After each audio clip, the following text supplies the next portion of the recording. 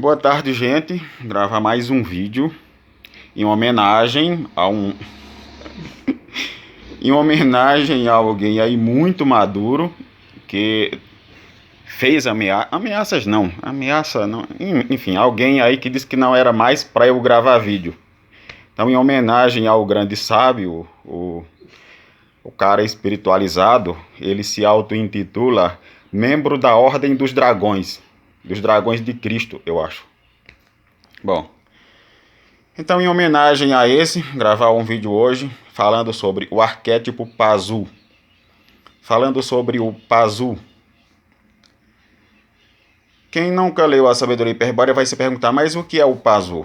O Pazu é um cara em quem os 10% de capacidade do cérebro que dizem os cientistas que a maioria de nós tem funcionando, no caso do Pazu eu acredito que deve ser 3% por aí. Porque na maioria dos de 10%, ou pelo menos uma grande porcentagem, está buscando descobrir o que é a Matrix e sair dela.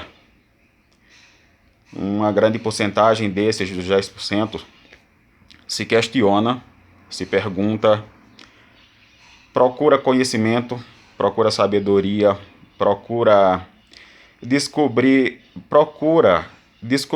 as respostas para as 3 perguntas básicas de qualquer pessoa de inteligência mediana, que é a seguinte: de onde eu vim, por que eu estou aqui, para onde eu vou? Então, aqueles em quem o espírito ainda tem algum grau de lucidez, fazem essas 3 perguntas. Esses que a sabedoria hiperbórea chama de víria desperto, víria perdido, mas que está em vias de despertar para a realidade de que esse nosso mundo é uma Matrix. Essas pessoas, mesmo que sejam vítimas do grande engano, como a maioria das pessoas são, e o que é o grande engano? O grande engano é que esse mundo é bom, que o Deus criador desse mundo é bom, que tudo isso aqui é belo, que isso é perfeito, que o mal existe, porque a mulher comeu uma maçã podre num lugar chamado Éden, feito por um Deus que se diz que é bonzinho, mas que mandava matar criancinhas, e ficava o dia todo num açougue que mandou construir para ficar o dia todo comendo churrasco. O grande engano é que muita gente acha que um Deus que o maior profeta dele, o cara mais amado dele, quando deu de cara com ele, entrou em pânico. A agenda desse Deus, a Bíblia diz que quando Moisés, um dos seus profetas prediletos, o viu, entrou em pânico. Foi preciso ser acalmado. O grande engano é que você deve viver aqui sofrendo, porque esse seu Deus veio na cruz e morreu, sacrificou para que você seja lascado de culpa e tenha que sofrer também. O grande engano é que você que veio aqui, nasceu aqui para sofrer, vive para sofrer, e depois que você morrer, se você não for santinho, se não fizer perfeitamente a vontade desse cara, você vai sofrer eternamente no inferno. Aí é que esse é o grande engano. Isso são questões que até uma criança que passou dos 12 anos, que o espírito ainda não foi soterrado nesse engano, até uma criança se questiona.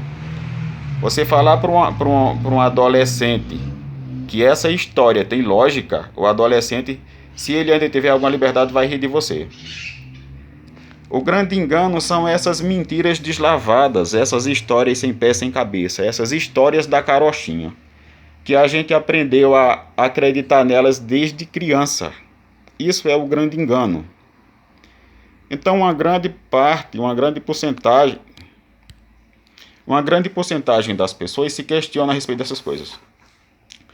Chamamos esses de vírios despertos. Agora, o Pazu é aquele em quem parece que quanto mais estuda, mais burro fica. Então, o Pazu só sabe de uma coisa: criticar, maldizer quem pensa diferente. Para o Pazu, aquele que se questiona, aquele que busca despertar, é inimigo. Para o Pazu, aquele que procura alguma resposta para ele e para os outros é inimigo. O Víria desperto está buscando despertar e buscando ajudar outros a despertar, enquanto o Pazu tem raiva de quem quer sair do sistema. O Pazu odeia quem quer sair da Matrix. O Pazu não se contenta que alguém seja capaz de pensar. O Pazu detesta que alguém descubra que isso aqui é uma prisão e diga para ele que há um caminho, uma via de libertação. O Pazu ameaça aquele que tenta se libertar. Assim como esse Pazu que manda mensagem para a gente falando que vai dar tiro, que a gente está, enfim, que... Bom, o Pazu nos diz que vai dar tiro, nos diz que eu sou um matuto, o Pazu nos diz que vem aqui a qualquer hora, o Pazu nos diz que sabe onde eu moro, o Pazu, enfim, o Pazu não sabe fazer outra coisa a não ser odiar quem está tentando despertar. O Pazu não só é um dormente, como ele não sabe que é um dormente. O Pazu só merece pena. O Pazu não tem capacidade nem intelectual, nem emotiva. O Pazu é imaturo emocionalmente. O Pazu é igual uma criança quando você rouba o doce dela. Ele só sabe espernear, gritar e não sabe fazer outra coisa. O Pazu só sabe odiar aquilo que é diferente. O Pazu não tem capacidade de conviver com a diferença. O Pazu quer que todo mundo seja igual a ele, ou seja, completamente tapado, completamente Pazu. O Pazu cresceu acreditando que ele só tem dois caminhos, o céu e o inferno. E que se ele não for perfeito, de acordo com as regrinhas que botaram para ele, que ele segue a duras penas, ele acredita que se não for assim ele vai para o inferno. O problema do Pazu é que ele é assim, ele é limitado em todos os sentidos, e para ele o mundo perfeito é um mundo onde todo mundo seja limitado igual a ele. Esse é o Pazu. Infelizmente, o Pazu só merece pena. Aquele que se liberta consegue descobrir que a grande felicidade vem da liberdade. A liberdade de tudo. Livre das crenças, dos dogmas, dos credos e principalmente das religiões. Aí você fala, pô, mas você falou de sabedoria hiperbórea. Sabedoria hiperbórea é uma religião. Eu não sei se alguém aí que está me ouvindo já leu a sabedoria hiperbórea.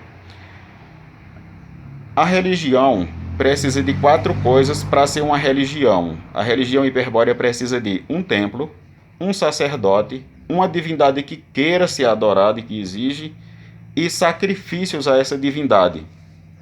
A sabedoria hiperbórea não tem templo, não tem sacerdote, não tem representante que diga eu sou professor dos outros. E os deuses que a sabedoria hiperbórea veneram, não adoram. Venerar é uma coisa, é respeitar. Adorar é se submeter. Os deuses citados na sabedoria hiperbórea não se adora esses deuses. Por exemplo, Lúcifer. E aí, deixa eu esclarecer. Tem muita gente errada, muita gente religiosa, que deixou de ser judaico-cristão para adorar Lúcifer num templo, para adorar Satã. E dizem que isso é ser livre. Lúcifer e Satã, o diabo, não tem nada a ver. Lúcifer é aquele cara do Éden que veio trazer conhecimento de que isso era uma prisão e de que Jeová era apenas um tirano, não era o Deus que dizia ser. Quem está numa igreja adorando Lúcifer está se enganando. Se há um culto, se há uma igreja, se há um sacerdote representando qualquer divindade, isso é uma religião.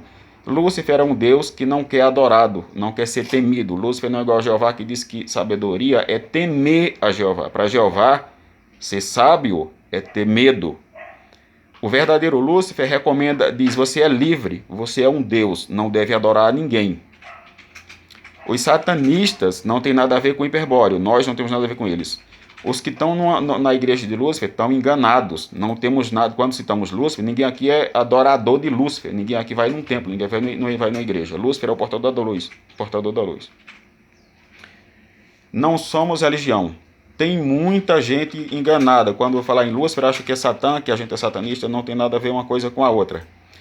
Por falar nisso, o cara que nos ameaça, porque ele é o cara e sabe, é o preferido de Deus, não sabe ele que se não é judeu é gentil. E se é gentil, Jeová prometeu em todo o Antigo Testamento que um dia vai entregar os gentios e ele como escravo ao judeu.